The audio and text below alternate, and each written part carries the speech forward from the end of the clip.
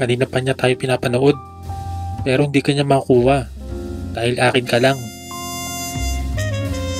Anong ginagawa mo? Bitiwan mo ko. Matagal na kitang pinapanood. Hindi ka pa buntis. Nakikita na kitang kapiling ng matandang yun. Secret XPG.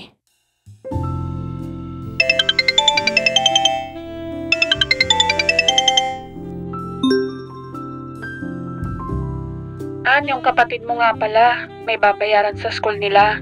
Sa katapusan daw ang deadline. Si nanay ang nasa kabilang linya. Nag-text ito kanina at sabi ay tumawag daw ako. Kakakita ko lang ng text niya at yun nga, nang break time ko ay dali-dali akong tumawag dito. Sige po ma, gawan ko po ng paraan. Ako nga pala si Ann, kakagraduate ko lang ng high school. Andito ako ngayon sa Pasig para magtrabaho. Hindi na kasi ako kayang pag-aralin ng mga magulang ko, kaya naisipan kong lumawas ng Maynila mula sa Pangasinan para makatulong sa kanila. At ngayon ay nakikituloy ako sa bahay ng aking tita dito sa Barangay Pineda. Wala pang 2 buwan akong nasa Maynila. Halos 1 buwan din akong naghanap ng trabaho. At ngayon ay mag-iisang buwan pa lamang sa trabaho ko bilang isang car salesperson. Mabuti na lamang at natanggap ako kahit pa high school graduate lamang ako.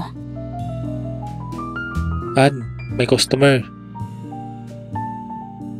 Si Sir Sonny ang aming branch manager. Ito din ang nag-interview sa akin para sa trabahong iyon. Dahil alam kong kailangan ng pleasing personality, ay nag-ayos akong mabuti ng araw na iyon. Nagsuot ako ng puting polo blouse at skirt na lampas tuhod at tumapit sa aking malapad na balakang. Dahil likas na makinis ay hindi ko na kinakailangang magsuot ng leg hose. Pinartneran ko iyon ng itim na heeled shoes. Naglagay din ako ng makeup. 5'6" nga pala ang height ko. Maliit ang aking muka at may mabibilog na mga mata. Maliit na matangos ang aking ilong at makipot din ang aking mga labi. Nasa tamang sukat ang aking katawan. Madaming nagsasabi sa probinsya na maganda daw ako. Minana ko ang aking kulay sa aking ina na kahit nasa probinsya naglalagi ay may maputi at makinis na balat. Minana ko din dito ang aking maamong muka. Sa tatay ko naman minana ang aking height. Nang pumasok ako sa opisina nito para sa interview ay tila nagulat ito. Di lang kasi ako ang aplikante na nandun ng araw na yon. Marahil ay pagod na ito at hindi inaasahan ang pagpasok ko. Iniskan nito ang aking resume.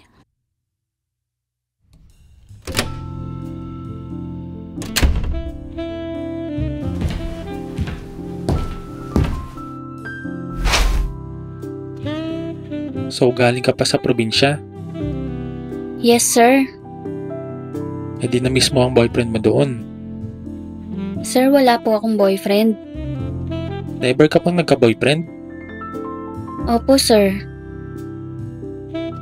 Ilang tanong pa ang itinanong sa akin ni Sir Sonny bago ako nito pinalabas at ilang oras pagkatapos ng interview ay nakatanggap ako ng text na nagsasabing natanggap daw ako sa trabaho at pinababalik ako kinabukasan. Masayang masaya ako na sa wakas ay may trabaho na din ako. Pagkatapos harapin ang customer na nag-inquire ay bumalik ako sa opisina. 3 lamang kaming nasa shop ng araw na yon.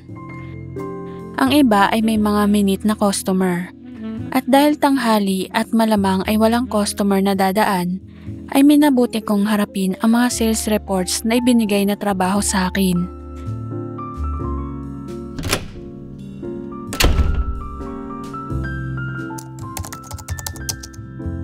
Mukhang busy ka. Bati sa akin ni Sir Sonny pagpasok sa opisina. Nakaharap ako sa computer at naka-open ang Excel file sa screen. Medyo po.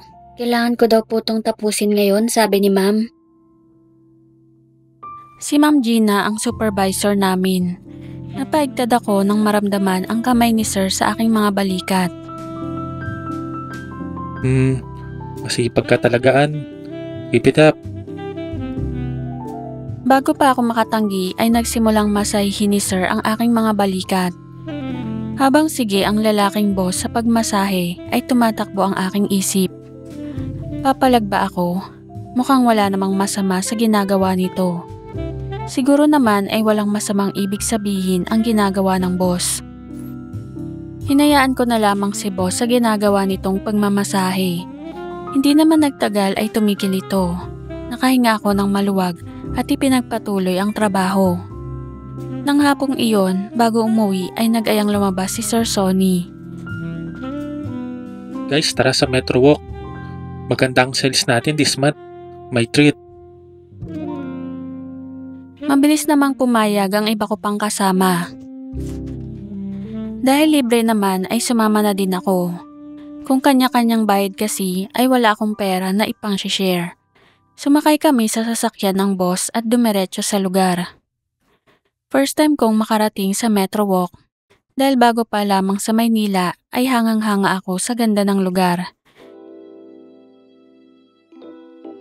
Pumasok kami sa isang KTV lounge, mabilis na nag-orderan ang aking mga kasama pagpasok. Ang iba naman ay mabilis na nagsipili ng kanta at nagsimulang mag-videoke. First time ko sa KTV lounge at dahil bago pa din sa trabaho, ay nio-obserbahan ko na lamang ang mga kasama ko. Oh, pang patanggal lang ka ba? First time mo mag-KTV, no? Si Sir Sonny ulit. Hawak nito ang isang bote ng San Miguel beer at inabot sa akin. Nahihiyang inabot ko yun. Opo sir. Ngumisi ito.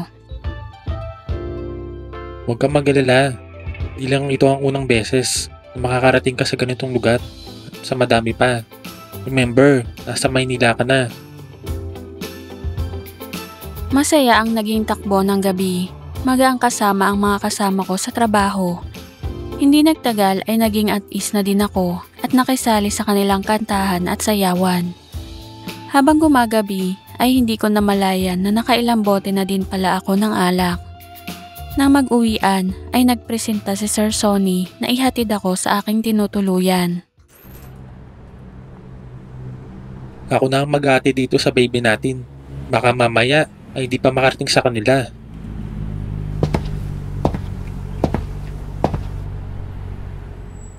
Alalay ako ng aking boss habang naglalakad. Grabe, hindi pa ako nalasing ng ganito. Umiinom naman ako pero hindi ako nagpapakalasing. Nasobrahan ata ako sa beer.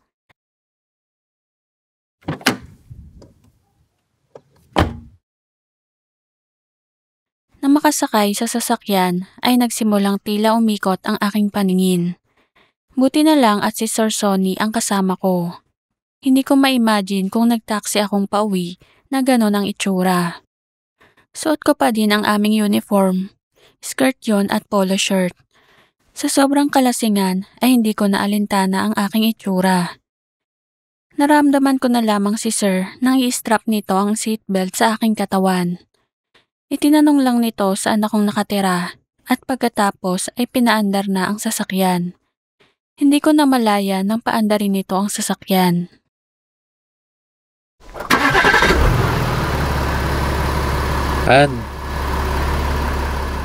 Marahang tapik sa muka ang nagpagising sa akin. Iminulat ko ang aking mga mata at mabilis na napaunat ng upo nang maalalang nasa sasakyan nga pala ako ng boss. Ay sir, nandito na po ba tayo? Di ko alam saan ka dadalhin eh. Kaya tinigil ko muna dito. Tumingin ako sa labas, hindi ko alam kung nasaan kami, pero may mangilan-ngilang sasakyan ang dumaraan. Pasensya na po kayo sir. Hindi ko pala nasabi sa inyo yung exact address. Teka po, hanapin ko dito sa bag ko. Hindi ko pa din kasi masyadong kabisado ang address ng tita. Lagi kasi akong nagji-jeep pa uwi. Okay lang. Magpababa ka muna ng lasing bago ka umuwi at baka mapagalitan ka pa. Bakas ang concern sa mukha ng boss. Oo nga naman. Baka kung ano pa ang marinig niya sa tiyahin kung uuwi siya ng lasing. Muli nitong pinaandar ang sasakyan. Nang makapag-park ay bumaba kami ng sasakyan. Sir, nasan po tayo? Dito tayo malapit sa Rizal. Malapit lang din naman ito sa tinitirahan mo. Nakaparada ang sasakyan sa isang tahimik na lugar. Kita sa harapan ang city lights, ang gandang pagmasda ng maliliit na ilaw. Hindi pa din akong makapaniwala na nasa syudad ako at doon na nagtatrabaho. Kailan lamang ay pangarap lamang niya ang makapagtrabaho sa Maynila. Nang ipatong ng kasama ang kanyang mga kamay sa aking mga balikat at bahagya na lamang akong nagulat. Muli ay marahan nitong minasahi iyon. Ang ganda naman dito, sir. Thank you, ha? Nilingon ko ang kasama. Siniil ng halik ni sir ang aking mga labi. Nanigas ang aking katawan. Pakiramdam ko ay nawala ang aking pagkalasing. Heto ngayon ako kasama ang matandang amo, magkalapat ang aming mga labi. Tila nawalan ako ng isip, nalilito ako. Napapitlag ako, hindi pa ako nahalikan ng kahit na sino. Sir? Iginaya nito ang aking katawan palapit sa kanya, habang patuloy sa ginagawang pagmasahe sa aking balikat. Hindi ko maintindihan kung bakit ayaw gumalaw ng aking katawan. Sir, wag po. I really like you, Ann. Sige na, kahit minsan lang. Sir, wag po. Maawa po kayo sa akin. Habang sinasabi ko iyon, ay tila naman hindi parehas ang sinasabi ng aking katawan. Nakatikit pa din ako sa katawan ng amo. Tila ako kinukuryente sa tindi ng kiliting dulot ni Sir sa akin. Sa madilim na pwestong iyon ay narito ako. Kahit pa tumanggi ako sa salita, ay wala namang pagtanggi na makikita sa aking kilos. Hindi ito ang pinangarap kong tagpo sa unang beses. Wala nang silbi pa ang pagtutol. Sa itsura ko ngayon ay walang magsasabi na sapilitan ang ginagawa sa akin. Nang igiya ako ni Sir papasok muli sa sasakyan nito sa backseat ay hindi na ako tumutol. Ang ganda mo talaga, Ann. Ako naman ay tuluyan ng nagpabaya. Kung dahil sa epekto ng alak ay hindi ko masabi. Basta ang alam ko ay kakaiba ang dulot sa akin ng amo. Alam ko kung saan patungo ang ginagawa namin. Madiing siil ng halik ang iginawad sa akin ng amo matapos kaming mag-ayos. Habang nasa daan pa uwi ay pareho kaming tahimik. Hindi ko alam ang sasabihin, ano na ngayon. Bago ako bumaba ay mariing halik ang muling iginawad sa akin ng amo. Sabay lagay sa kamay ko ng papel. Pagpasok ko sa bahay, ibinuka ko ang aking palad. Pera iyon, binilang ko 20,000 piso. Nag-shower ako at diretsyong nagtungo sa kama. Habang nakahiga at napaiyak ako, niyakap ko ang aking sarili. Ibinigay ko ang sarili sa taong hindi ko nobyo. 20,000 piso. 20,000 piso ang kapalit ng aking pinakaiingatan. Nang gabing iyon ay alam kong nabago na ang aking buhay. Pero at least ay may maipapadala na ako sa pamilya sa probinsya. May bahid ng luhang nakatulog ako ng gabing iyon. Halos 2 buwan matapos makatungtong ng Maynila ay nabago ang buhay ko. Nagtatrabaho ako bilang car sales agent sa isang car shop sa Pasig. Maayos naman ang aking trabaho, di man kalakihan na ang kita. Lalo na kung walang komisyon ay mas maayos pa din kumpara sa kikitain ko sa probinsya. Masaya ako na kahit paano ay makakatulong na ako kina nanay at tatay. Pero wala pang 2 buwan ay naibigay ko ang sarili ko sa aking boss. Sa lalaking hindi ko man lang nobyo, sa halagang 20,000 piso. Masakit man ang ulo sa hangover at katawan dahil sa naganap sa loob ng sasakyan ni Sir Sonny kagabi ay pumasok ako. Hindi ako pwedeng umabsent. Pinilit kong maging normal ang lahat ng araw na iyon. Sakto naman na isinama ako ni Ma'am Gina sa field para turuan paano makipag-deal sa mga customer na mga nagnanais magkaroon ng sasakyan. Hapon na nang makabalik kami sa shop. Hindi ako makatingin ng diretso kay Sir Sonny nang magkita kami nito.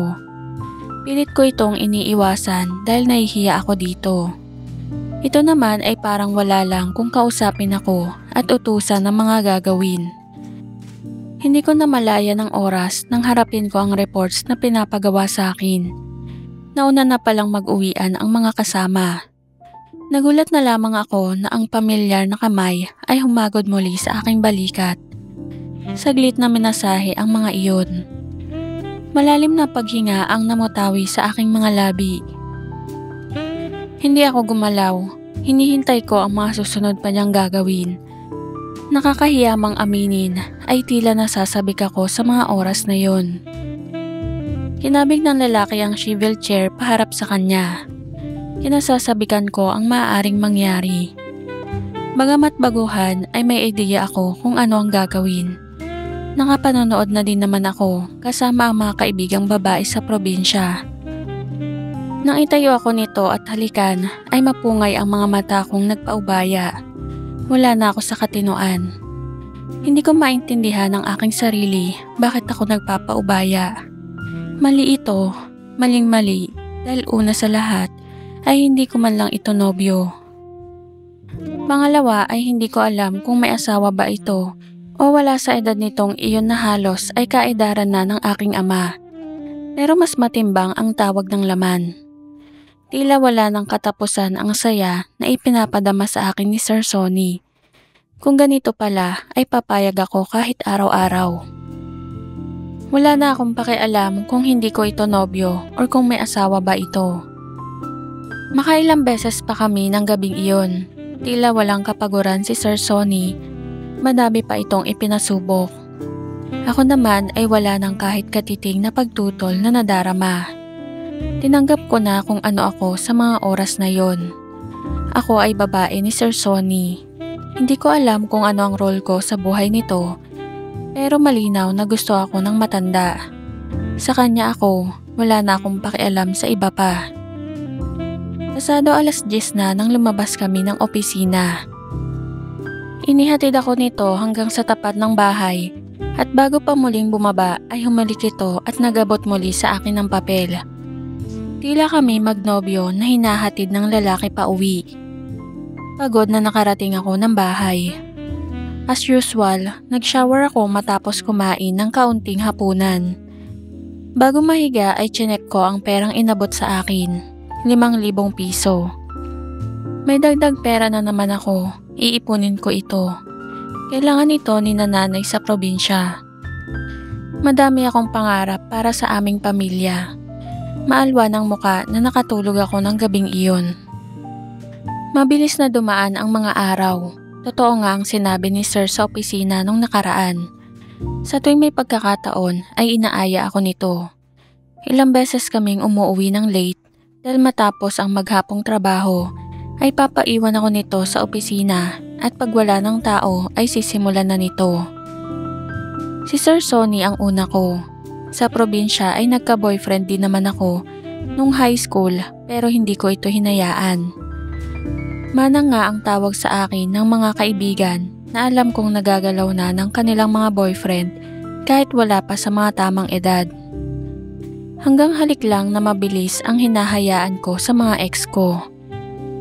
Kaya dito sa Maynila ay walang mag-aakalang sa saglit na nandito ako ay magagawa ko ito kasama ang aking amo. Mabait at maalalahanin si Sir Sonny. Bagamat walang special treatment sa akin sa trabaho, ay ramdam kong special ako dito. Madalas ako nitong bigyan ng ekstrang pera para daw may maidagdag ako sa pinapadala ko sa probinsya. At dahil sa kabutihan nito sa akin, ay aminado akong nahulog na ang loob ko dito. Masaya akong ibinibigay dito ang aking sarili sa tuwing mapag-iisa kami. Wala akong nararamdamang pagsisisi.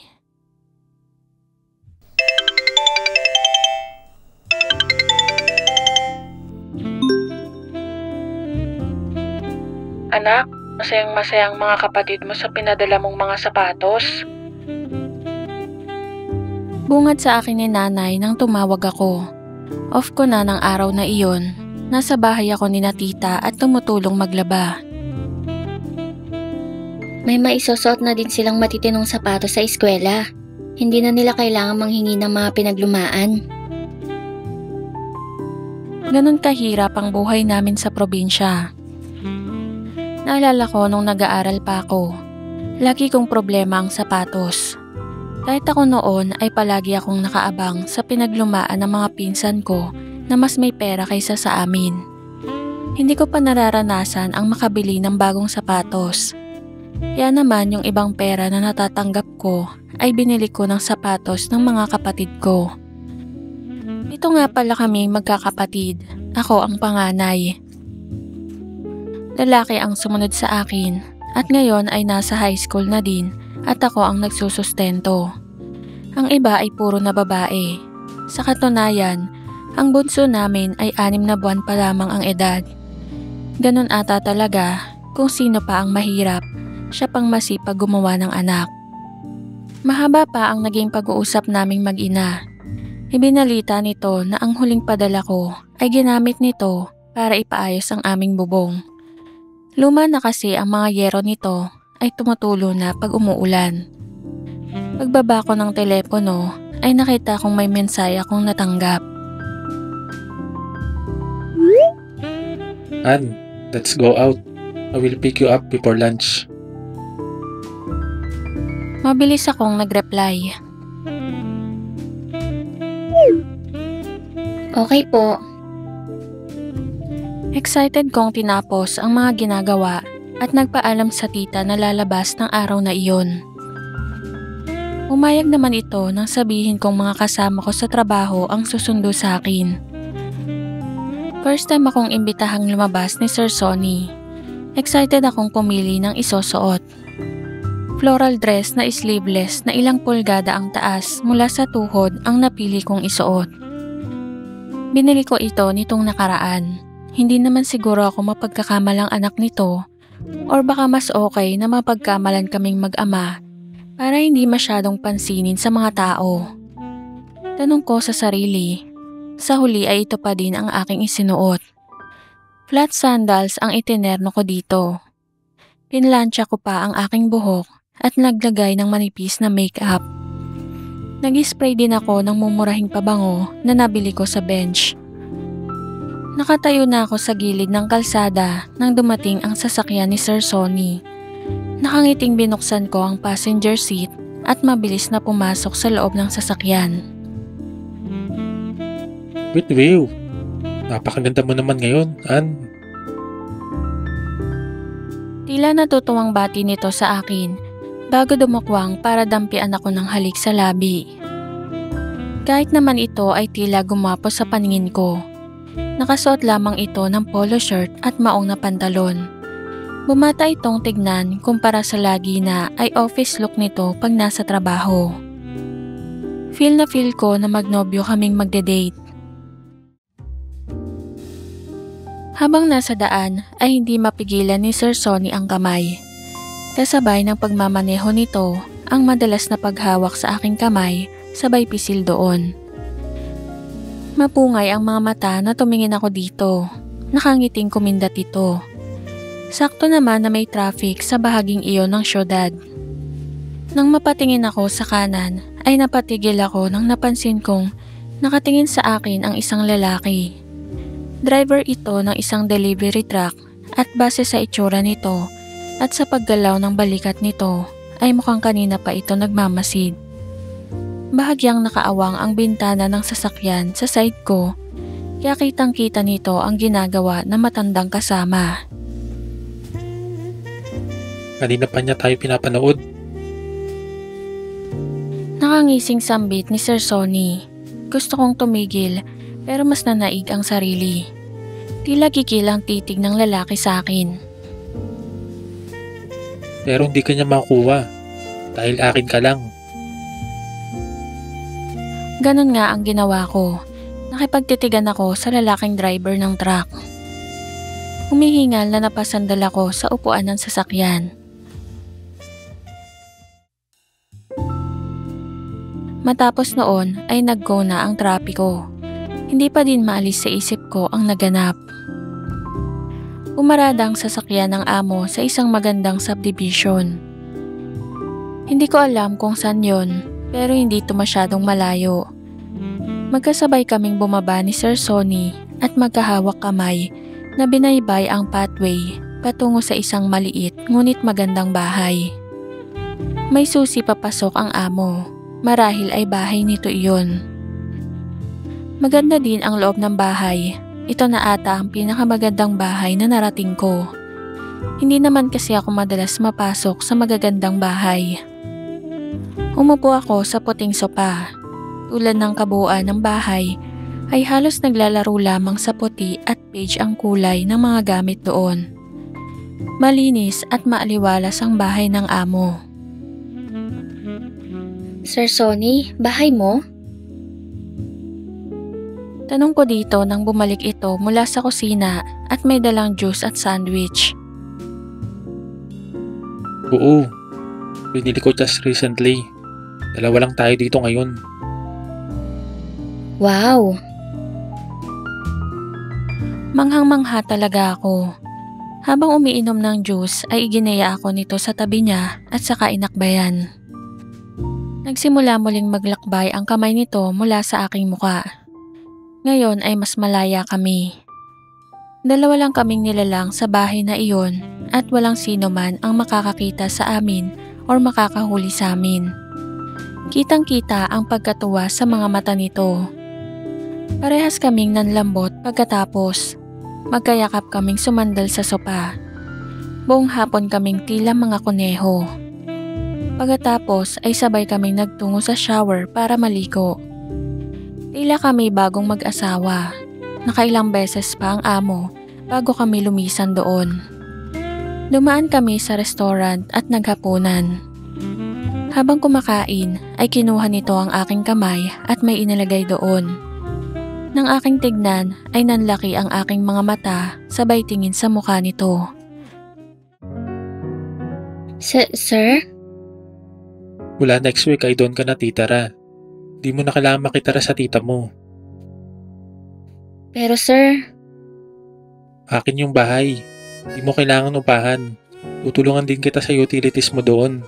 Tsaka mas mainam na din para madalaw kita anytime.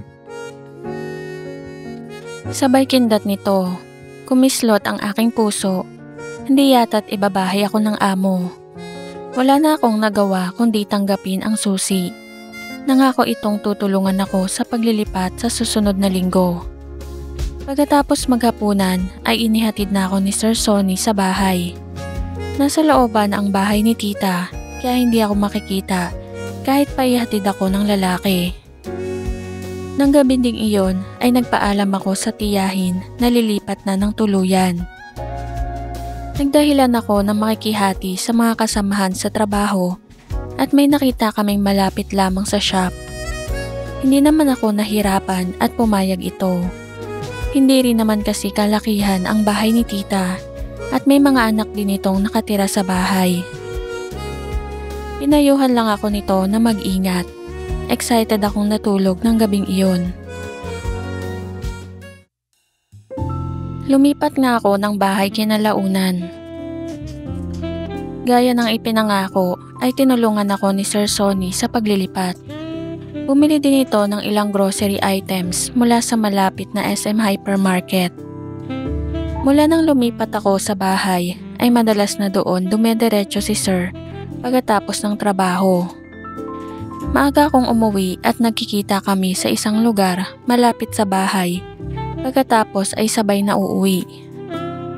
Pagdating sa bahay ay saka namin ilalabas ang tinitimping init.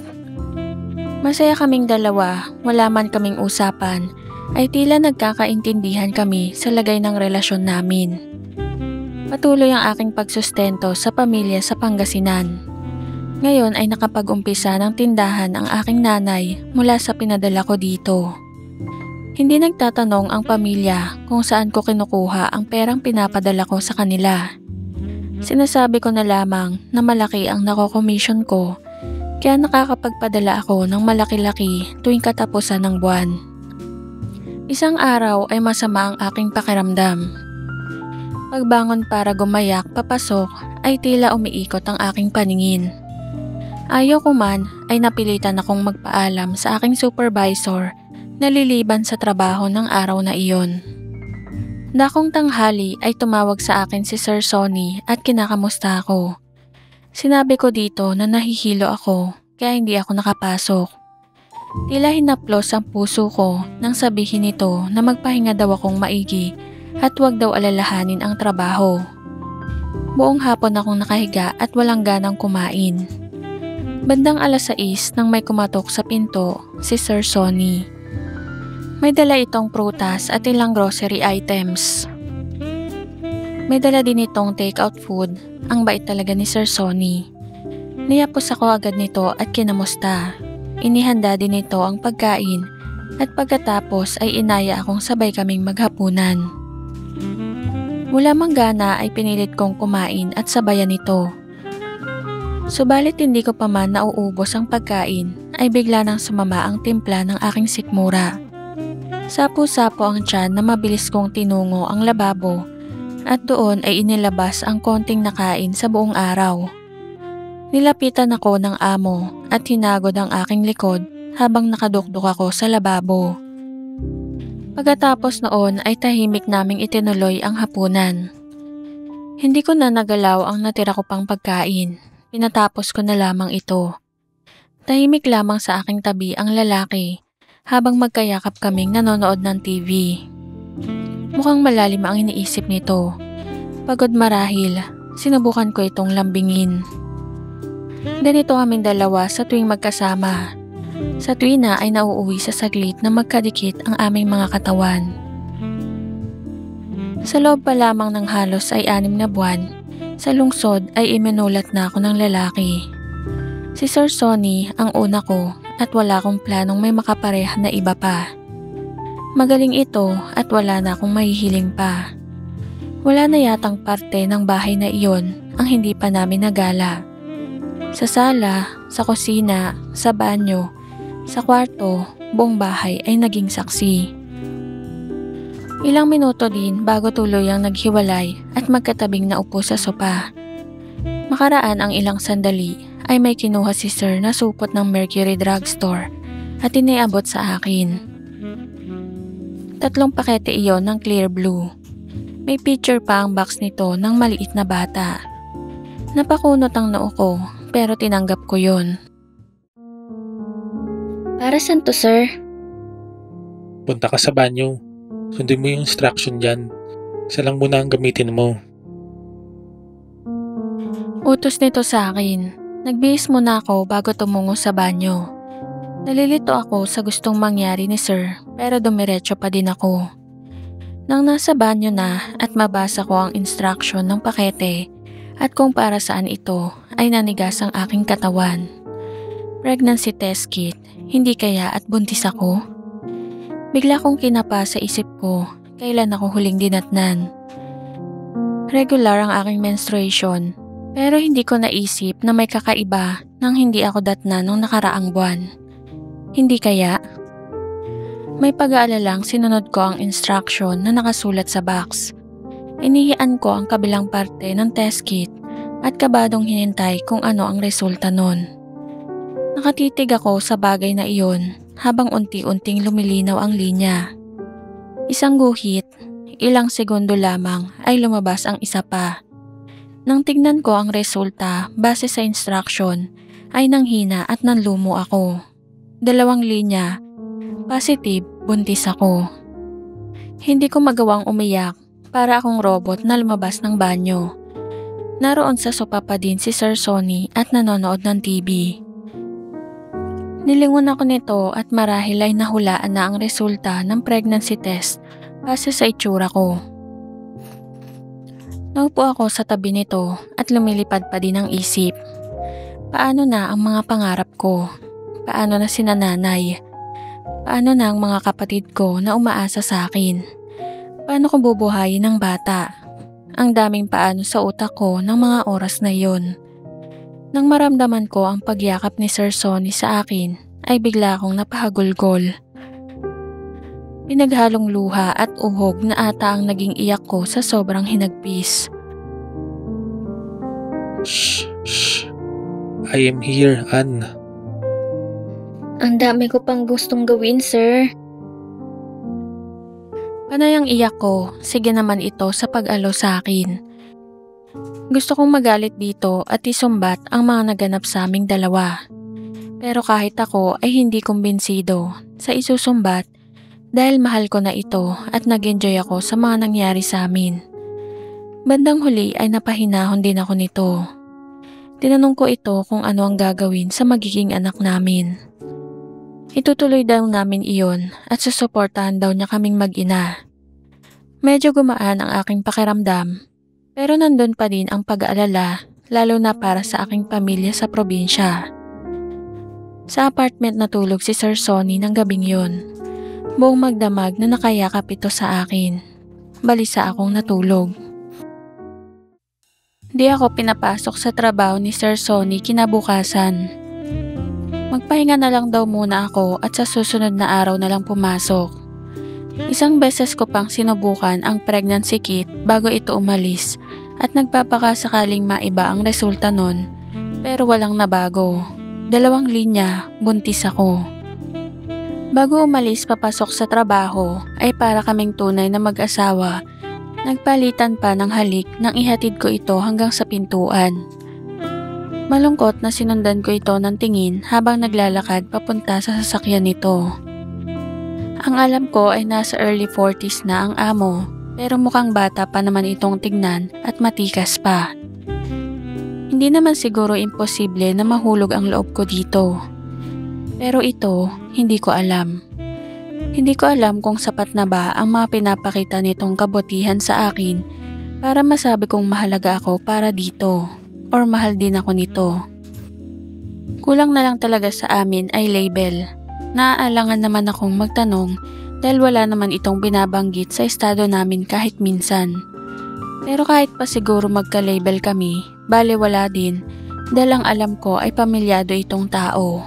Ang lalabas lang, kabit ako. Malungkot na lumipas ang maghapon. Kinagabihan, may dalang mga pagkain ay dumaan muli ito saglit sa apartment bago umuwi sa sariling bahay nito. Marahil ay babawi sa pamilya dahil hindi siya nakauwi ng nakaraang gabi. Kinabukasan ay pumasok ako sa trabaho. Pinilit kong maging normal ang lahat pero mas maingat ako sa mga kilos ko.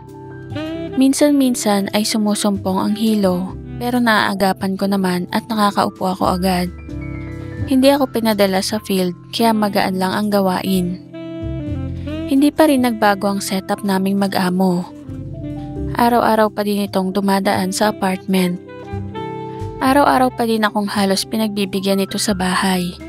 Baka dahil sa nagbabagong hormones, mas naging mapaghanap ako. Mas naging masela ng aking katawan. Kaunting magkadikit kami ay pumapayag ako kaagad. Madalas pagdating pa lang sa bahay ay handang-handa na. Hindi naman ako tinatanggihan ng kapareha. Minsan naman ay sa trabaho pag inabutan doon. Tulad ngayon, kasalukuyan kaming nasa bandang likod ng shop. Malayo sa main road kung saan dumadaan ang mga tao. Magkaharap kami at nakapwesto sa likod ng isang malaking sasakyan. Napasandal ako sa sasakyan dahil mabilis na nanghina ang aking mga tuhod. Magkaharap kami at mukhang nag-i-enjoy siyang makita ang reaksyon ko. May pumasok na customer sa loob ng shop. Buti na lamang ay nakita agad ito ni Sir Sonny. Mabilis naman itong nilapitan ng isang walang malay sa nagaganap na staff at inestima ito. Bilisan natin, Ann. Hindi ko din maintindihan ang sarili bakit sumobra ang hilig ko ngayong buntis ako.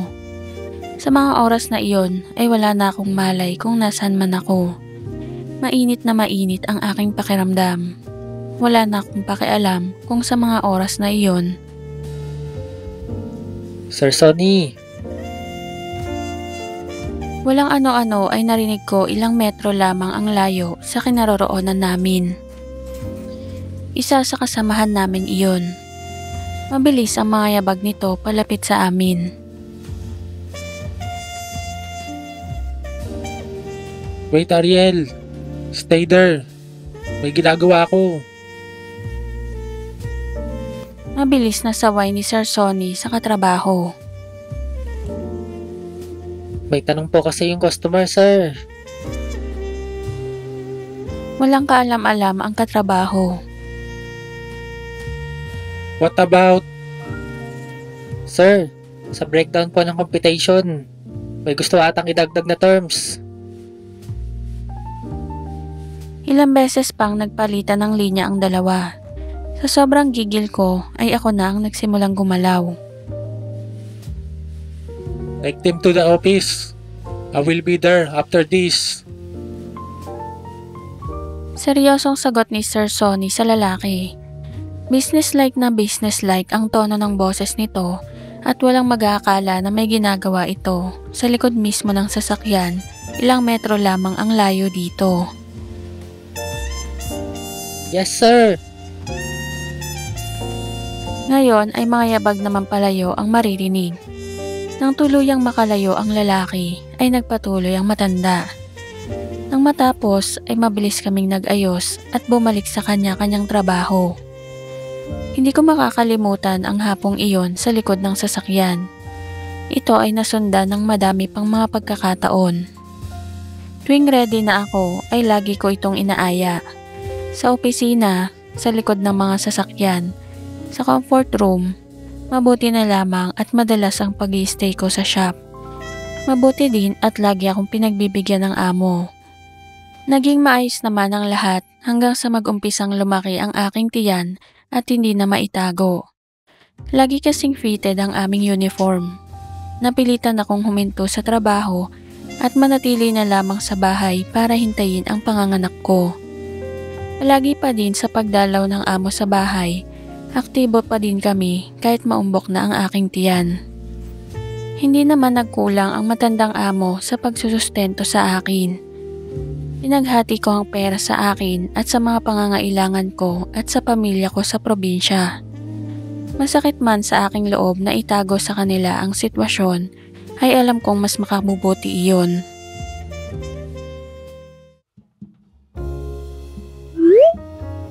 Anak, si tatay nasa ospital.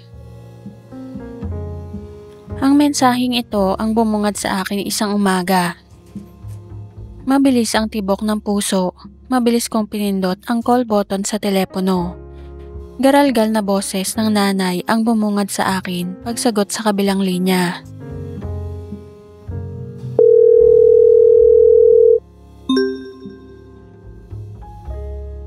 Anak, si tatay mo. Bigla na lang nawala ng malay at natumba sa sakahan. Mapait ang iyak ng ina. Hindi na nito maituloy-tuloy ang sasabihin dahil nauutal ito sa sobrang pag-iyak. Ako man ay napaiyak na din sa sobrang kaba at pag-aalala. Naririnig ko din ang pag-iyak ng mga nakababatang kapatid na malamang ay katabi lamang ni nanay. Ano po bang nangyari, nanay? Sa pagitan ng hikbi ay tanong ko dito. Andito kami sa General Hospital ngayon. Kailangan daw maoperahan agad at may sumabog na ugat sa ulo. Anak, hindi ko alam ang gagawin ko pag nawala si tatay mo. Muli pa ay tumangis ang mahal kong ina. Mahirap lamang ang buhay namin sa probinsya, pero masaya kaming pamilya. Saksi ako sa matamis na pagmamahala ng mga magulang, kahit pa madalas ay hikaw sa buhay. Alam ko na wagas ang pagmamahala ng mga ito at hindi ko maisip kung mawawala ang tatay. Parehas na kaming humahagulgol ngayon ng nanay. Ang isip ko ay lumilipad sa kung paano ang dapat gawin. Malaki ang kailangan, anak. Paano gagawin natin? Hindi ko din alam kung ano ang nararapat na gawin. Basta ang alam ko lang, hindi ako papayag na mawala ang tatay. Ipa-opera po ninyo. Papadala ko ng pera pang down. Matagal pa kaming nag-usap at nag-iyakan. Ramdam ko ang bahagyang pagkalma ng nanay nang marinig nito na gagawan ko ng paraan ang pambayad sa pagpapa-opera ni tatay. Ngayong araw din daw ay operahan ng ama. Nang maibaba ang telepono ay ilang minuto akong tulala at pagkatapos ay malakas na tumangis. Paano ang gagawin ko? May pera ako pero hindi sapat para sa mahigit 100,000 kakailanganin ng itay para maoperahan ito. May savings ako pero sapat lamang para ipampauna sa ospital. Paano? Maghapon akong balisa kakaisip. Lumabas lamang ako ng bahay para ihulog sa Cebuana na perang kailangan ng pamilya pagkatapos ay dumiretso na sa bahay. Hihingi ba ako ng tulong kay Sir Sonny? Ayaw kong isipin ito na pera lamang ang habol ko dito. Sapat na ang tulong na binibigay nito sa akin, sa aming mag-ina nito. Ayaw kong mabahiran iyon ng mali siya nang dahil sa pera. Sumasakit na ang ulo ko ay hindi ko pa din nasasagot ang dilema ko. Hanggang sa dumating si Sir Sonny sa bahay ay hindi ko na itago ang pagiging matamlay. Napansin naman nito iyon at nagtanong pero idinahilan ko na malamang ay dahil lamang sa pagbubuntis. Hindi tuloy ito naka-score sa akin ng gabing iyon hanggang sa makauwi ito. Insan, nabalitaan ko ang nangyari kay Uncle. Message sa Facebook Messenger ng aking pinsang si Yoli. Pinsang buo ko ito na nandito din sa Maynila. Mula nang mapadpad ako dito ay hindi pa kami kahit minsan nagkita nito. Malapit at magkababata kami sa probinsya. Bago pa matapos ang high school ay lumabas na ito ng Maynila para maghanap buhay. May bali-balita sa probinsya na nasa bar daw ito at nagtatrabaho bilang babaeng bayaran. Maamo din ang mukha nito bagamat mas maliit at may laman kumpara sa akin. Pero hindi ko maisip na ito ang kinahinatnan ng pinsan sa Maynila. Oo nga eh. Ito nga sumasakit ang ulo ko. Kakaisip saan kukuha ng pera pampaopera ng tatay. Sagot ko naman dito. Madalas din kaming nagkakapalitan nito ng mensahe. Kung sino-sinong lalaki ang gusto nitong pinapakilala sa akin, napanay ko namang tinatanggihan dahil una, hindi ako interesado. At pangalawa, may Sir Sonny na ako na nagpapasaya sa akin. Insan, kung gusto mo, baka matulungan kita. Ano na naman yan? Medyo kinakabahan ako sa maaaring imungkahi ng babaeng pinsan. Baka nga totoo ang chismis na panggabi ang trabaho nito at irereto ako sa mga customer niya. Kung gusto mo lang naman. Ano nga yan? Kailangan ko talaga ng pera, Yoli. Kung kaya ko, bakit hindi? Pero good girl ka kasi eh. Sabihin mo na, ano ba yun? May papakilala ka sa akin? Loka? Sige, kung gugustuhin mo lang naman, punta ka sa site na to at mag-register. Tignan mo kung magugustuhan mo. Pag hindi at di mo kaya, huwag mo gagawin. Baka lang kasi makatulong sa'yo. O siya, alis muna ako. Balitaan mo ako tungkol kay Uncle ha. Mabilis kong kinlik ang website na binigay ng pinsan. Pinag-isipan ko pa kung magre-register ba ako dito. Una, may kalakihan na ang aking tiyan. Kahit di naman ako tumaba sa pagdadalang tao, ay halata pa din ang aking pagbubuntis kahit sino pa ang tumingin. Makorba pa din ang aking katawan pero walang makakakursunada sa akin sa kalagayan ko ngayon, tsaka natatakot ako. Napabuntong hininga ako, saan ko kukunin ang kulang pang pera. Maghahating gabi na nang maisipan kong sumuntok sa buwan at magpalista sa website na binigay ng pinsan. Sa isip ko ay wala namang mawawala kung susubukan ko.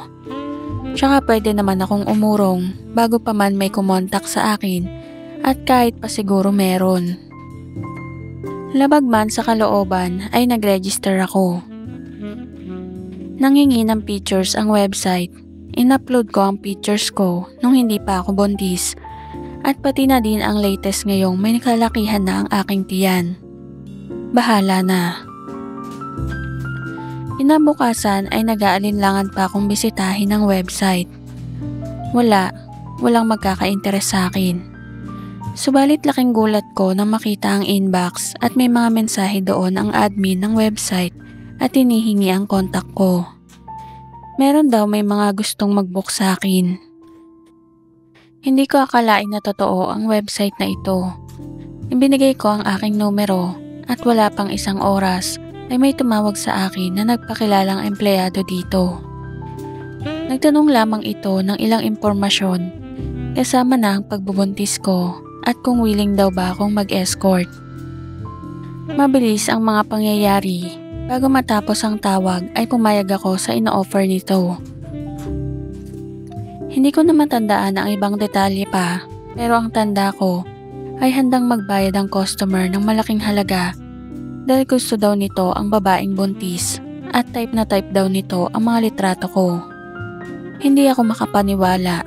Ibinuk ako nito ng 2 araw sa halagang 50,000. Nang araw na nabanggit ay nagdahilan ako kay Sir Sonny na kikitain ng pinsan na si Yoli at doon magpapalipas ng gabi.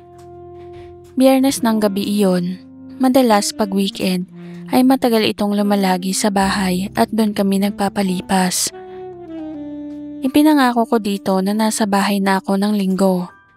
Pumayag naman ito at masaya pa nga na may nakakausap daw ako at nang hindi daw ako naiinip.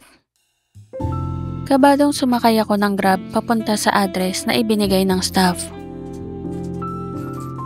Hindi iyon kalayuan base sa pamasahe na binayaran ko. Inihinto ako ng sasakyan sa isang maayos ngunit abalang lugar sa mga oras na yon. Tinungo ko ang address, isang restaurant. Pagpasok ko ay namataan ko agad ang 3 tao sa gilid. Isang babae at 2 lalaki.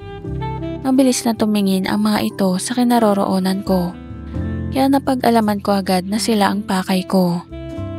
Maayos na hinarap ako ng mga ito, nag-shake hands pa kami, nag-usap at kumain. So by the way, Ann, this is Mr. Y, our client today. Ang babae habang pinapakilala ang kliyente. Mabilis na inabot ng lalaki ang aking kamay. Malaki ang kamay nun at mainit. Bahagya pa nitong pinisil ang nanginginig kong palad.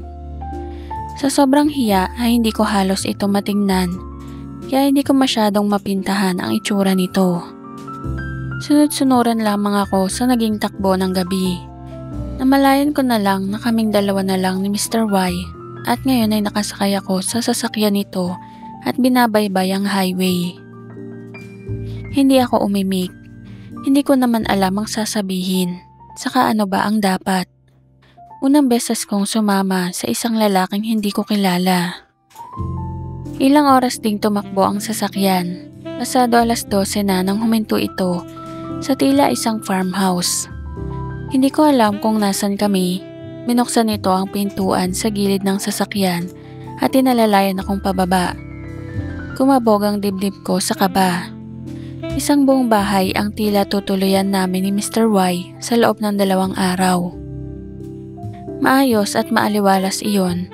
Sa isang malaking kwarto na may malaking kama kami nagtungo. Ang tahimik mo naman. Nangangiting sabi nito nang mailapag namin ang mga gamit. Ngayon ay mas napagtuunan ko ng pansin ang itsura nito. Akala ko ay matanda na mas matanda pa kay Sir Sonny ang kliyente. Pero sa tansya ko ay nasa late 30s pa lamang ito.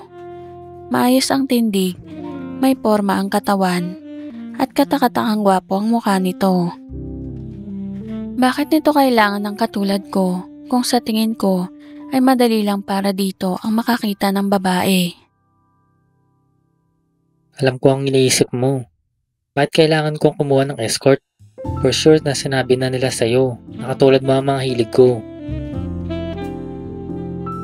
Tila nahulaan nito ang iniisip ko. Ang mga mata nito ay nakatuon sa akin habang nakangiti. Nahiya naman ako at napatungo. Hindi ko talaga alam paano papakiharapan ang lalaki. Baka kung alam ko lang paanong umuwi, ay tumakbo na ako palabas. Pero sa tansya ko ay wala kaming dalawa sa Maynila. Kumabog lalo ang dibdib ko nang lumapit ito at hawakan ako sa baba para tignan siya sa mata. Gusto kita. Mukhang di ka naman masama. Misteryosong sambit nito bago mabagal na ibinaba ang muka para halikan ako. Pakiramdam ko ay tumigil sa pag-ikot ang mundo. Ito pa lang ang pangalawang lalaki na nakahalik sa akin bukod kay Sir Sonny. Mabilis ang takbo ng aking isip. Ayaw ko ang nangyayari, pero sa likod ng aking utak ay may nagsasabing kailangan ko iyon para kay tatay. Pikit mata kong tinanggap ang bawat halik ng estranghero sa akin. Ramdam ko ang bagyang pagngiti nito habang magkahinang ang aming mga labi. Taksil na katawan, ang kaninang pag-aalinlangan ay unti-unting nawawala. Napansin ko na lamang nang tumutugon na din ako. Bahagya itong lumayo. May pagkamangha ang ngiti nito. Dumako ang mga mata sa maumbok ko ng tiyan. Nang lumapit muli ito, ay hinimas nito iyon. Napakaganda mo. Tuluyan na akong yumakap. Marahan ako nitong iginiya sa kama. Muli pa ay ngumiti ang gwapong kliyente. Lumitaw ang dimple sa magkabilang pisngi nito. Hindi nagtagal ay inaya ako nito sa shower at doon ay muling may naganap. Ilang minuto pa lang kaming nakakarating sa bahay. Marahil ay masusulit ang ibabayad nito sa akin sa 2 araw na magkasama kami. Nagising ako na parang idinuluyan sa sarap. Nalimpungatan pa ako nang imulat ang aking mga mata at madaplisan ng liwanag ng sikat ng araw ang aking muka. Ilang segundong wala ako sa wisyo at inaalala kung nasaan ako hanggang sa makaramdam ako ng sensasyon na tuluyang nagpagising sa akin. Halos mapabangon ako nang maalala ang mga naganap kagabi. Kasama ko si Mr. Y at kagabi ay walang humpay kaming magkasama nito ng paulit-ulit. Umaga pa lang kami ni Mr. Y. Buong maghapon na, halos ay pagkain at paligo lang ang naging pahinga ko. Gabi na ng linggo nang makabalik ako sa apartment. Baon ang alaala ng mainit na engkwentro sa aking first client at isang sobre ng pera. Sabi sa akin ay satisfactory daw ang performance ko, kaya binigyan ako ni Mr. Y ng bonus. Nang gabing iyon ay may ngiti sa labi akong nakatulog. Kinabukasan din ay pinadala ko ang perang kinita sa probinsya. Naoperahan na daw ang tatay at naghihintay na lang sila na magising ito. Sabi daw ng doktor ay naging maayos naman ang operasyon, kaya wag daw silang masyadong mabahala. Nakahinga na din ng maluwag ang aking pamilya at syempre ako. Pero kailangan ko pa ding hanapin ang natitira pang halagang pambayad sa ospital at sa mga gamot ng tatay. Nagpaumanhin ako sa kanila na hindi makakauwi dahil kailangan kong mas kumayod para sa tatay. Naintindihan naman ako ng mga ito at hindi nagtaka saan ako kumukuha ng perang panggastos sa pampapagamot ng ama. Sa probinsya kasi, akala nila pag naapak ka sa Maynila ay marami ka ng pera. Normal lang ang mga sumunod na araw. Tuwing hapon ay nasa bahay pa din si Sir Sonny. Magiliw pa din ako dito. Hindi nito dapat malaman ang nagawa ko nung nakaraan. Pero minsan, habang kapiling ako nito, ay sumasagi sa isip ko si Mr. Y. Magkaiba ng galing ang dalawa, pero hindi ko maiwasan na pagkumparahin sila. Biyernes nang muli ay makatanggap ako ng tawag mula sa agency. Isa na naman daw kliyente na hanap ay ang katulad kong buntis ang kumontak sa kanila pagkatapos na makita ang aking mga larawan. Handa din daw itong magbigay ng malaking halaga. Sa katunayan ay sapat ang halagang binanggit nito para makabayad kami sa ospital. Kaya naman pumayag ako, alang-alang sa itay at sa pamilya. Muli ay nagpaalam ako kay Sir Sonny na lalabas kasama ng pinsan ng weekend na yon. Hindi naman ito tumanggi, bagkus ay nag-iwan pa ng pera panggastos daw namin. Napakaswerte ko talaga kay Sir Sonny. Kahit alam kong hindi ako ang tunay na pamilya nito, ay hindi ako nito pinababayaan. Kompleto ang lahat ng check-ups ko at vitamins sa pagbubuntis. Pati na allowance ay hindi ito nakakalimot magbigay. Hi! Nagulat ako ng isang babae na siguro ay nasa mga 30 anyos ang sumalubong sa akin. Napatingin tuloy ako sa address na ibinigay ng agency. Tama naman, sabi ng agency ay may sasalubong sa akin. Pero hindi ko inaasahan na babae iyon. At alam kong hindi ito staff ng agency dahil sinigurado ng mga ito na safe daw itong client. Hello. Nahihiyang bati ko naman dito, maganda ang babae. Maputi at malaman, mas matangkad dito sa akin. Maganda ang masayahing mukha nito at may ngiting nakakahalina. Sandy. Inilahad nito ang kamay sa harap ko. Tinignan ko ang kamay nun at saka inilahad din ang aking kamay. Gumanti ako ng ngiti. Ann. Nag-check-in kami sa isang hotel. Maganda ang hotel at halatang mamahalin. So doon ako mag-i-stay ngayong weekend. Ganito ka ba talaga katahimik, Ann? Nakangiti pa ding tanong ng babae nang gamitin nito ang card key para buksan ang pinto ng kwarto. Nagbook na pala ito ng hotel bago pa ako kitain, kaya dire-diretso na kami sa aming room pagpasok namin sa hotel. Hindi naman. Hindi mo lang in-expect na babae ang magbubuk sa'yo? Hindi ba nabanggit ng agency? Sa katunayan ay hindi ko alam kung nabanggit ba ng agency na babae ang magbubuk sa akin. Ang natandaan ko lang ay ang presyo ng serbisyo ko para sa araw na iyon. Hay, sa kagustuhan kong maipon agad ang perang kailangan ni Itay, hindi ko na nagawang i-double check kung sino ang kukuha sa akin. Hi! Baritonong boses ang sumalubong sa amin pagpasok namin sa kwarto. Isang matangkad na lalaki ang naroon sa loob at naghihintay sa amin. Nagtatanong ang mga mata na napatingin ako kay Sandy. Si Mr. D, boss ko. Matamis ang ngiti nitong nang sagutin ako. Hi, Ann. Kumusta? Inilahad nito ang kamay. Okay naman po. Ilang buwan na yan?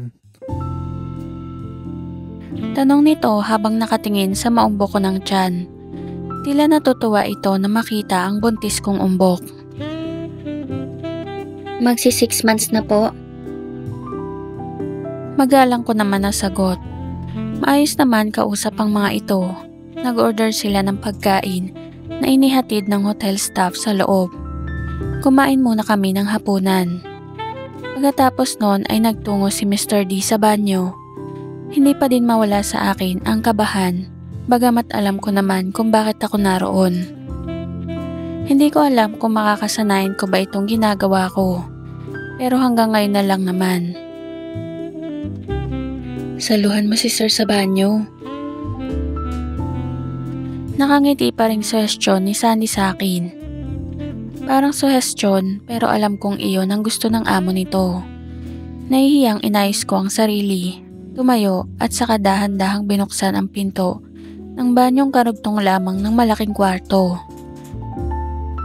Victorian style ang banyo. Maganda ang interior. Halatang mamahalin ang mga gamit.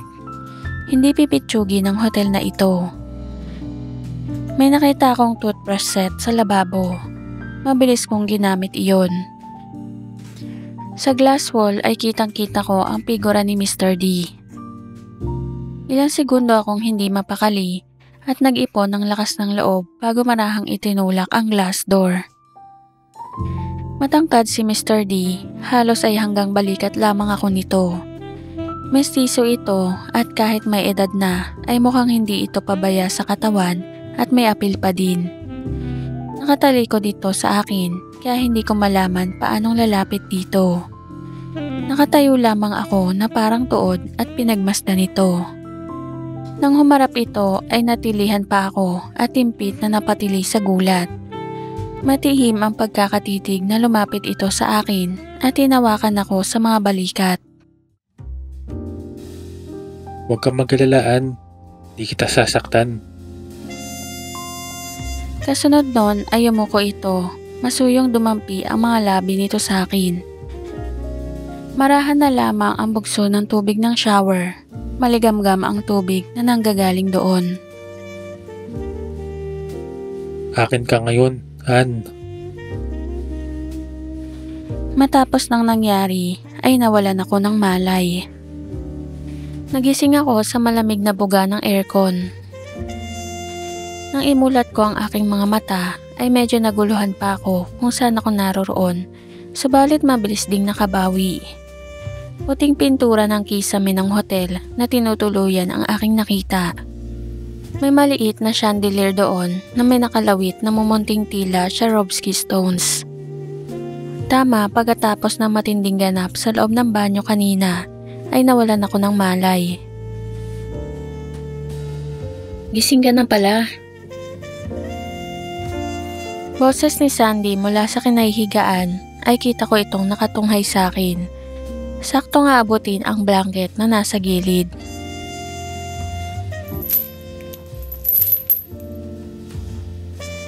Tigil ang aking pagkilos, may bagay na nakakabit sa kaliwa kong braso, gayon din sa kanan.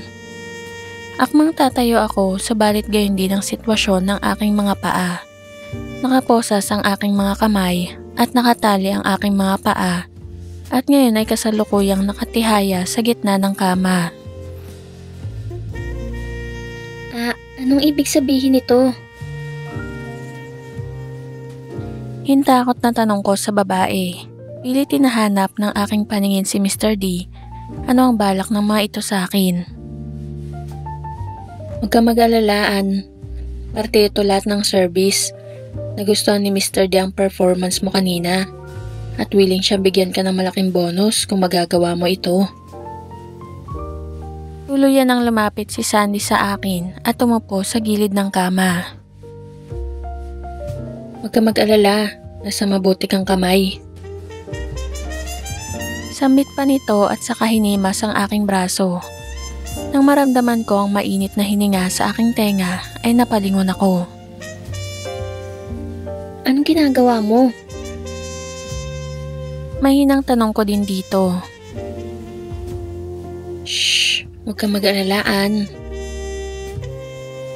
Ilang segundong kiniliti ng babae ang aking katawan bago ako nasanay. Babae ito, hindi ko malaman ano ang mararamdaman. Kahit sa hinagap ay hindi ko ma-imagine na mangyayari ito sa akin. Ano ba to? Hindi ko alam paano magre-react. Gusto ko itong pigilan pero nakatali ako. Mabilis ang aking paghinga, nalalaki ang aking mga mata. Ang magandang mukha ng babae ay nakatunghay sa akin habang patuloy sa ginagawa. Hindi ko man gusto ay unti-unti na akong nahulog. Napapikit ako sa nadarama. Nang maramdaman ko ang paglundo ng kama ay napamulat ako. Sa aking paanan ay naroon at nakaupo si Mr. D na ngayon ay nakatitig na din sa akin. Dito nag-aksaya ng panahon. Di doon natapos ang gabing iyon. ilang beses pa akong nakasama ng dalawa. Madami silang ipinaranas na hindi ko akalaing mararanasan ko. Kinaumagahan ay pumara ang mga ito ng taxi para sa akin. Hapong-hapo ako pagdating sa bahay, pero may ngiti sa mga labi habang hinihimas ang malaki ko ng tiyan. Para kay tatay. Hindi ko makalimutan ang karanasan ko kina Sandy at Mr. D. Sa aking batang edad ay hindi ko naisip na may ganon. Ibang-iba ang kinamulatan ko at pagpapalaki sa akin ng aking mga magulang. Subalit ilang buwan lamang paglapag ko sa Maynila ay ito ako at malapit ng maging ganap na ina. Matapos imulat sa kamondohan at buntisin ng aking amo na kinakasama ko ngayon. Ilang buwan pa lang bago ako mag-19 ay ilang lalaki at babae na din ang aking nakasama.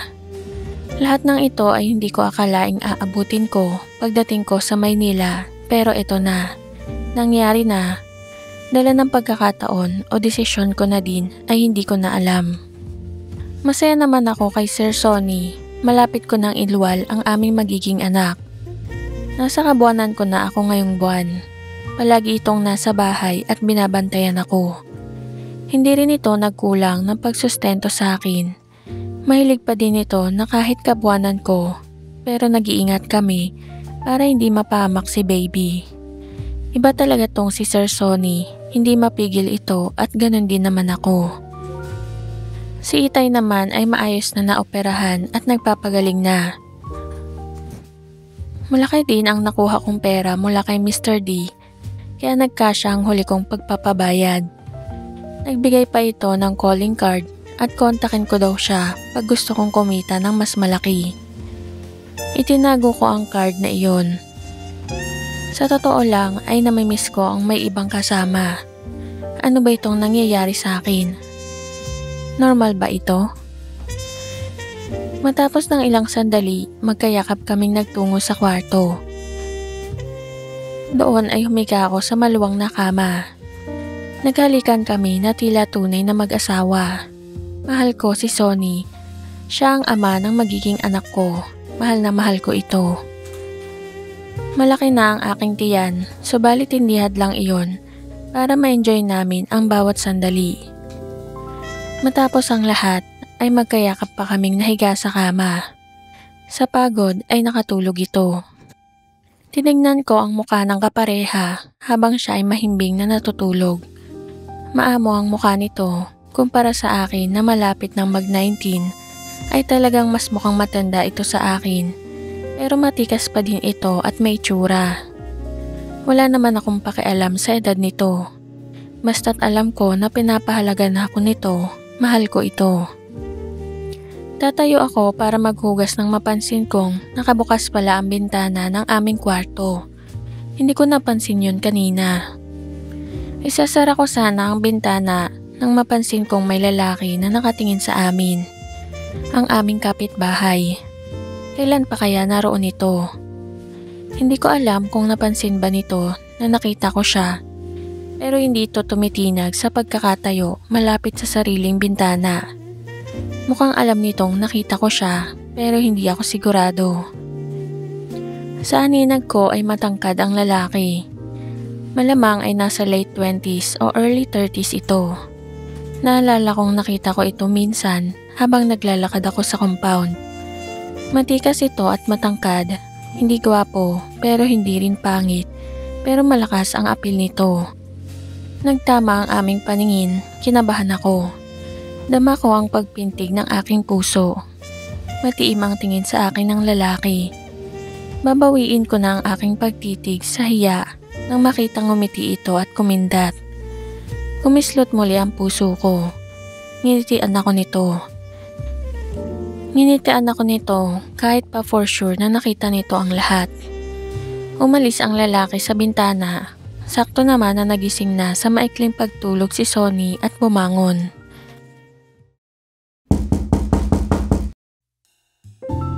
Tanghali kinabukasan nang may kumatok sa pinto. Baka yung binili ko sa online. May ilang gamit pa si baby na hindi ko pa nakukumpleto At ngayong hindi na ako masyadong lumalabas, ay napagdiskitahan ko ang online shopping. Mabilis akong nag-ayos ng sarili at nagtungo sa pinto. Hello. Hindi pala delivery man ang nandoon, kundi ang aking kapitbahay na lalaki. Malaki ang ngiti nito nang pagbuksan ko. Hi! Napatulala lang ako sa harapan nito. Kahapon lamang ay nakita nito ang nangyari sa amin ni Sonny. Napanood nito ang lahat dahil naiwang nakabukas ang bintana ng apartment nang maganap iyon. May dala akong lunch. Baka kasi di ka pa kumakain. May hawak nga itong Tupperware sa dalawang kamay. Magalang kong binuksan ang pinto at pinapasok ito. Salamat ha. Halika, upo ka. Tumingin pa ito sa paligid ng living room bago iniabot sa akin ang hawak at saka umupo. Juice o soft drinks? Alok ko naman dito. Sa itsura nito ay wala itong planong umalis agad. Malamig na tubig na lang. Tumango naman ako at saka dumiretso sa maliit na kusina. Dingding lang ang pagitan nito sa salas.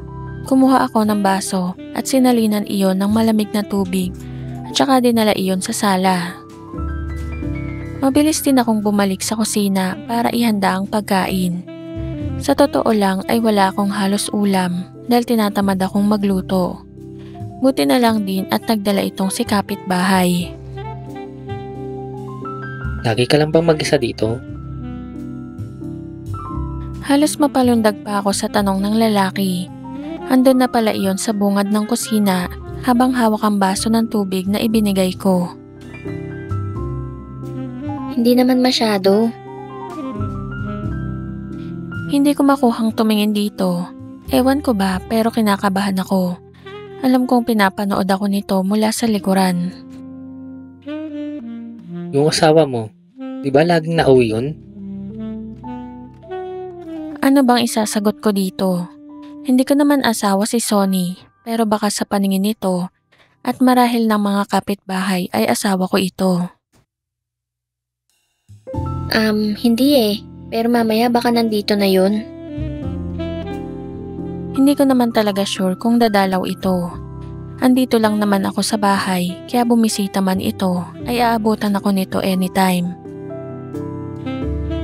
Di ka ba nangangarap na mas bata at mas available para sa'yo? Kinilabutan ako sa batok nang maramdaman na nasa ilang dangkal na lamang ang pagitan naming dalawa. Bakit ba mapangas itong lalaking ito? Bakit ba ang dami nitong tanong? Mahal ko si Sonny. Yun na lamang ang naisagot ko. Ayaw kong bumaling dahil natatakot akong magbangga kaming dalawa. Ang sumunod ay halos nakapagpasigaw sa akin. Dalawang kamay nito ang humawak sa akin. Mula sa likod, pilit akong kumakawala pero malakas siya. Anong ginagawa mo? Bitiwan mo ko. Hindi nito sinunod ang sinabi ko. Matagal na kitang pinapanood. Hindi ka pa buntis. Nakikita na kitang kapiling na matandang yun. Ano ba to? Hindi tama ang ginagawa ng lalaki. Pero bakit parang iba ang sinasabi ng aking mga kilos? Lalo atang lumakas ang loob ng lalaki nang mapansin na nakasandal na ako sa kanya. Ka namang laban. Alam ko namang gusto mo ito. Tsaka hindi ba, the more the merrier. Ayaw mo ba na maiba din sa'yo? Kapag wala na yung matanda, na panigurado ay may ibang pamilya? Bulong nito sa aking tenga. Hindi ko na napigilan. Tuluyan na akong natalo ng aking sarili. Mula noong huli kong customer, ay wala na akong iba pang nakasama bukod kay Sonny. Iba pa din talaga pag may ibang magbibigay ng pangangailangan. Wala nang silbi pa kung papalag ako. Alam kong nakangisi ito habang nagsasalita. Hindi ko na alintana kung nangaasar ba ito. Hindi ko naalintana kung ang estranghero sa akin ang lalaki. Ito ang unang pagkakataon na papatol ako sa isang lalaki, hindi dahil sa kailangan ko ng pera. Hindi doon natapos yun. Pagkatapos sa kusina ay kapwa kami nagtungo sa sala at kumain. Sa kalagitnaan ng pagkain ay muli kaming pumunta sa sopa. Halos buong maghapon kaming magkasama, tila walang kasawaan. Bago ito umalis ay nangako itong babalik muli kinagabihan kung hindi uuwi si Sonny. Sakto naman na hindi nga umuwi si Sonny, kaya sabay ito nagpalipas ng gabi at magkatabi kaming natulog. Walang sinasayang na sandali ang lalaki. Likas na matikas ito na walang araw na hindi ako nito pinupuntahan. Ganito ang aming naging setup hanggang sa isinilang ang aking anak. Naging maasikaso at ulirang ama si Sonny sa anak namin. Araw-araw ay bumibisita ito para kumustahin kaming mag-ina. Hindi ito nagkulang ng pagsusuporta sa akin at sa aming anak. Babae nga pala ang anak ko. Sanggol pa lang ay may malaki na ang pagkakahawig nito kay Sonny, kaya naman tuwang-tuwa ang lalaki. Pawang mga lalaki kasi ang mga anak nito, kaya ang tawag niya sa aming anak ay Unika Iha. Nagulat ako nang habang nagpapainom ako kay baby ay maramdaman ko ang kamay nito. Kahit kailan talaga na nandito ito ay mabilis akong madala. Kakapanganak ko pa lamang subalit di halata iyon sa aking katawan. Isa ata ako sa binayaan ng magandang genes dahil pagkapanganak ay balik agad sa dati at mas naging makorte pa ang aking katawan. Ang balakang ko ay mas naging malapad. Ang baywang ko ay maliit pa rin. Hindi na ako nagulat nang sa gilid ng aking mata ay makita ko si Norman na nakasilip sa bintana.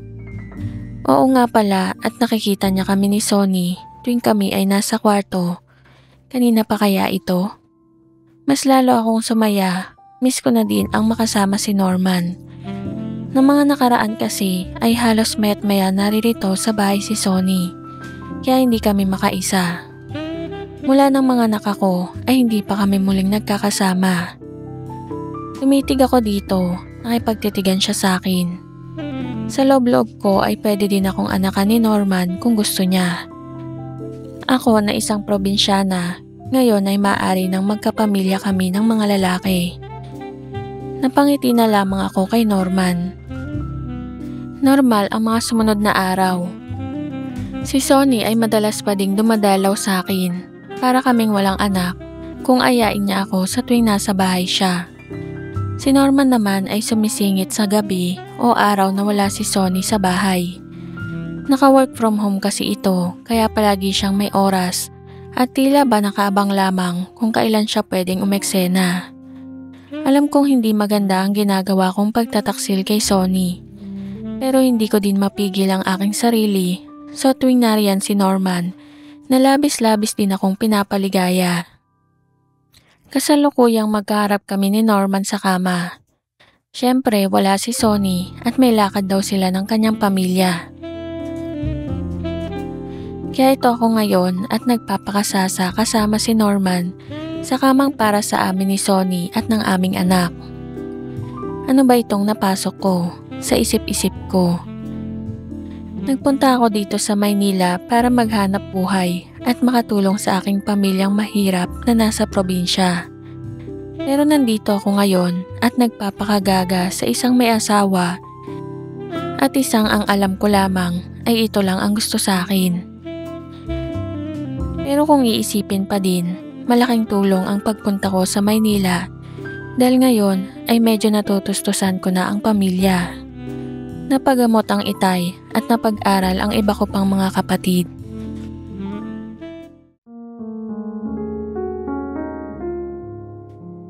Good things never last, sabi nila. Isang araw ay nag-text na lamang si Sonny sa akin. Nalaman na daw ng asawa niya ang tungkol sa amin at hindi na daw maaring magpatuloy ang aming relasyon.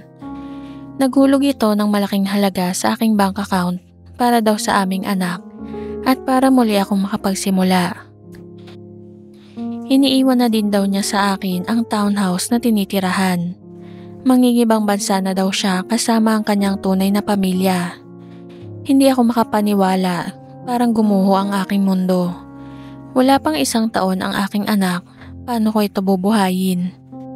Malungkot kong minasdan ang malaanghel ng muka ng aking anak, sabay tulo ng mga luha. Paano na? Ilang araw akong nagkulong na lamang sa bahay, gulong-gulo ang isip. Kahit si Norman ay hindi ko pinapansin. Isang malakas na katok ang narinig ko, tila nagmamadali iyon.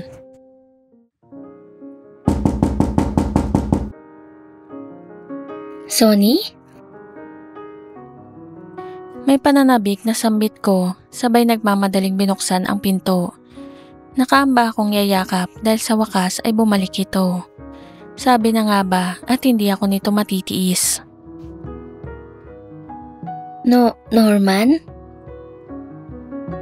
Mahinang sabi ko nang matunghayang hindi si Sonny kundi si Norman sa harap ng bahay. Base sa itsura at amoy nito ay lasing ang lalaki. Kan, Mahinang tawag nito sa akin, sabay tila wala sa loob na tuluyang pumasok sa bahay. Wala na akong nagawa kahit pa hindi ako handang makita to. bakit di mo sinasagot ang mga text ko?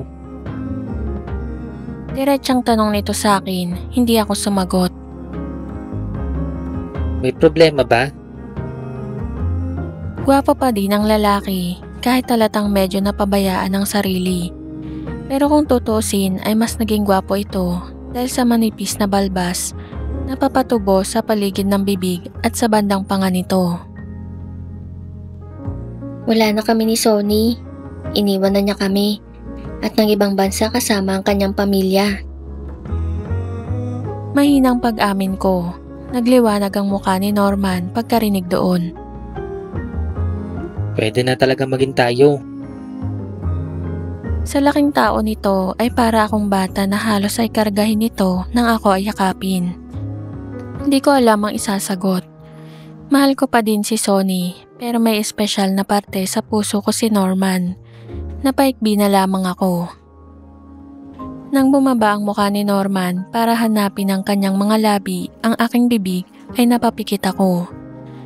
Masuyo ang halik na iginawad nito sa akin, kasabay ang masuyo ding paghimas ng mga palad nito sa aking likuran.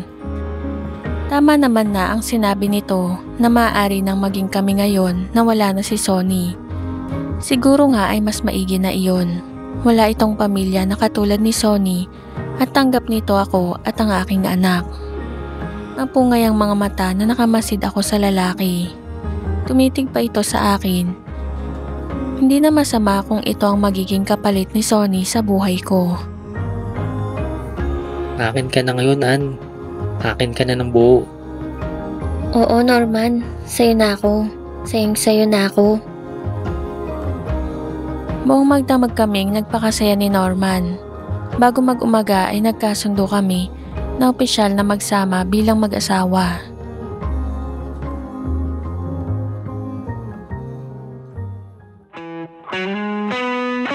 Mag-subscribe sa Secret XPG.